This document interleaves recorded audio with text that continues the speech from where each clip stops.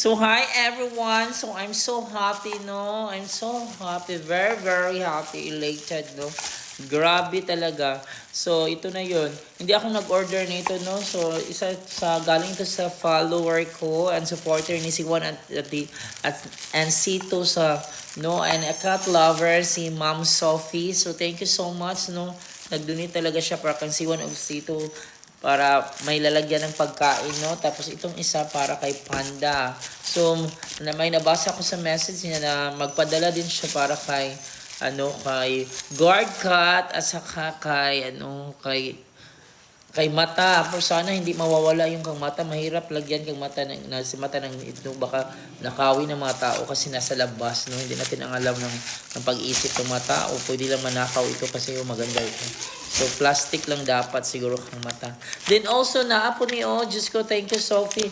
Wala pa ka-try ang akong mga cats. Kay mga adopted cats. Ay mga hard food man na silang ang ilang kinakain.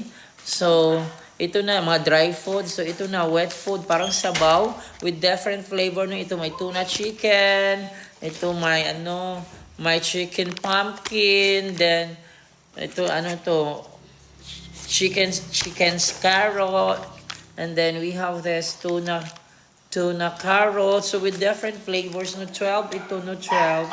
Tuna chicken. So, 1 dozen pinadala niya. So, I'm excited na mapakain ko nito si Mata para makatikim din si Mata ng wet food natin si C1 o C2.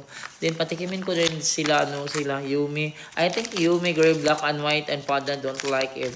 But for the first time, maghihesitan sila nga magkain nito pero try nato kung mukhaon ba. Hasta si C1 o C2. So thank you so much. God bless you more.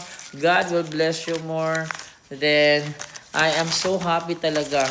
Kaya naan na dyan sila pagkaunan o cat food, no? Nga nindot kaayo. God bless, Ma'am Sophie. Bye. Thank you so much.